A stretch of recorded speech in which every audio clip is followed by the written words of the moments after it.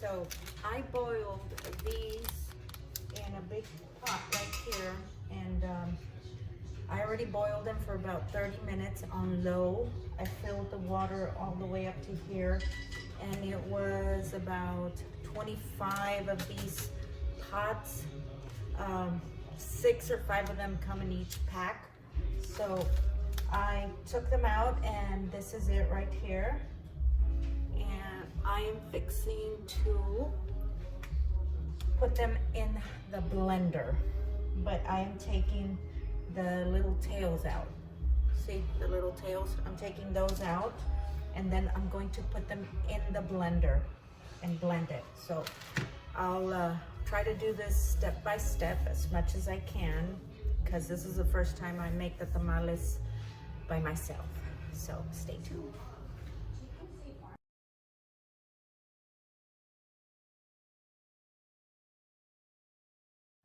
Okay, so now I have placed the chili pods in the blender, and I'm going to blend them. We'll see how this goes. I think I need to add some water. I'm going to add some of its own juices from the pot.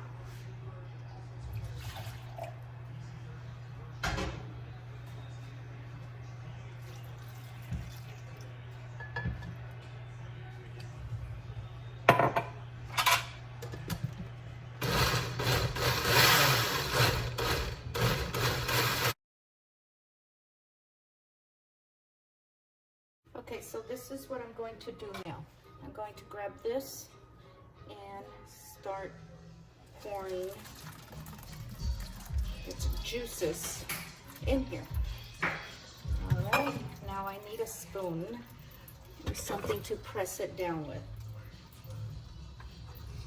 So this is a slow process. Okay. Everything is landing on here. See? That's what you want, the real juice right there. I actually need a spoon.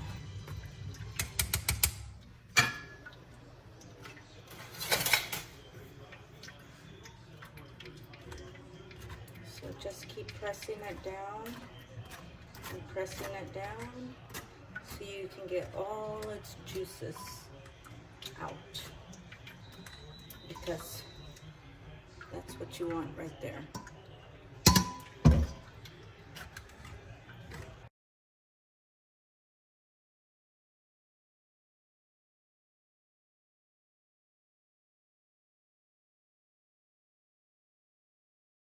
So after it's all done with the blender and everything, then just put it in another big pot and add a little bit of salt and just stir it. See how pretty that looks?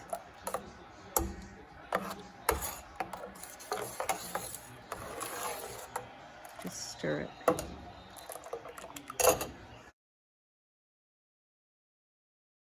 So at this point, I am boiling the venison with about 2 cloves of garlic.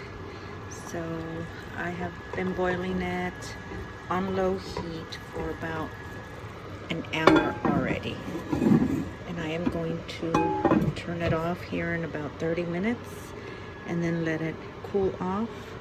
And then I will cut it up, shred it, and then add the chili sauce that I made from the chili peppers.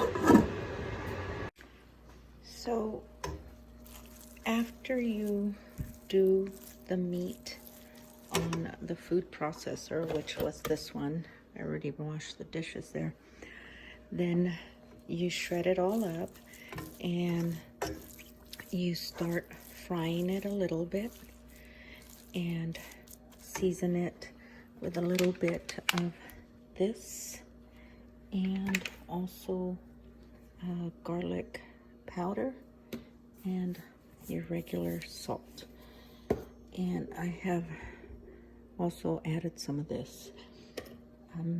So once you do that, then you can add a little bit at a time the chile that you prepared, and this is what's going to give it a lot of the taste. Okay, so on low heat.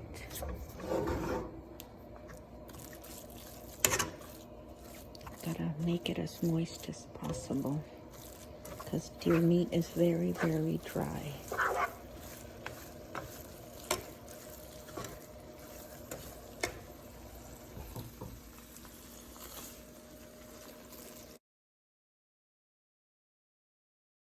That's pretty moist right there.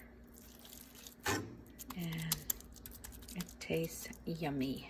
So basically what I'm gonna do here right now is I'm gonna get the corn husks and I am going to rinse them over hot water. Make sure they're pretty clean. Actually, these look pretty clean, but see, you wanna get rid of all of these little things here. But I am going to soak them. This is how my mom taught me.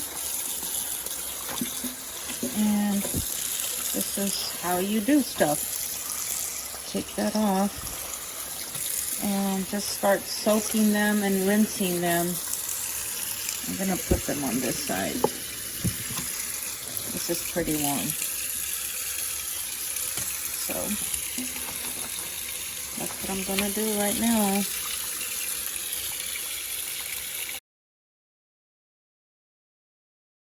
Well, hello everyone, and welcome back to the Rustic Ranch Garden. So I am getting my apron on, and yesterday I did the sauce for the tamales from the New Mexico chile pods, chile peppers. Okay, so what I'm going to do right now is I'm gonna heat up the sauce from yesterday because I'm going to do the masa today. And I am also going to heat up the shortening. I don't use lard, I use this, okay? So I don't know how much I'm going to need. I'm really not taking measurements. So these are 3 big spoonfuls of this manteca, which is all vegetable, okay? So I will take you into making the masa.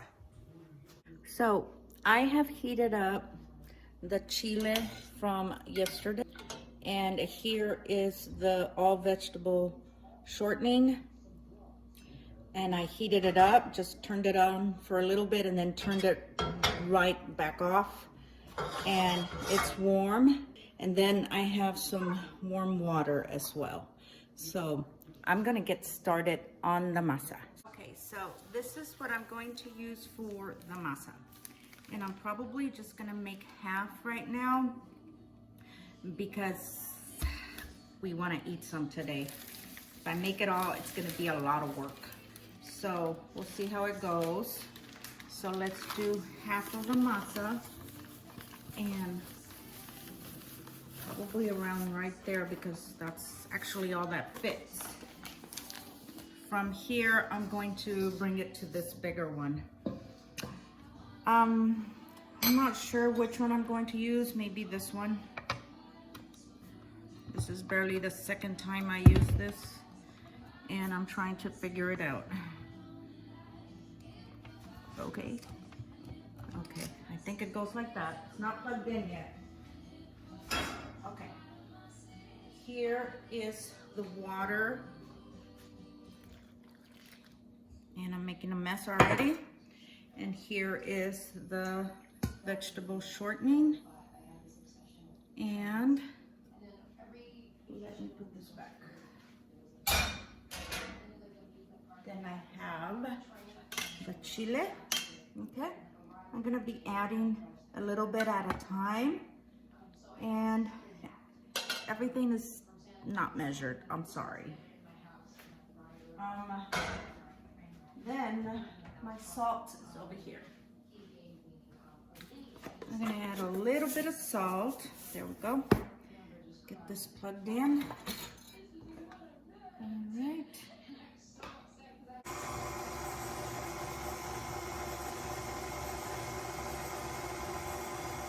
So this is what's happening. It's looking pretty good. I think it needs a little bit more color, so I am going to add more of the chili that I made yesterday, okay? So I took it out of the mixer, blender, whatever, mixer I guess, and now I'm going to use my hands. That helps me out a whole bunch. So I'm gonna continue to mix it up. And I think the color looks good. I could add a little bit more chili to it just for taste. And I think that's what I'm going to do.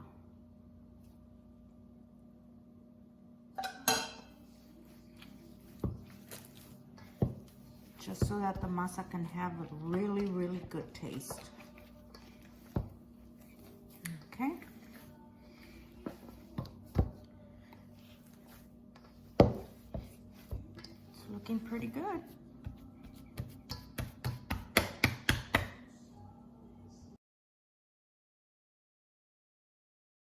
So here I have the vegetarian and I have the venison, and then I'm gonna do jalapeno and cheese with beans. And I already started doing the masa on the corn husk, as you can see here. And I will continue doing that. So you can just grab a spoon and start spreading it.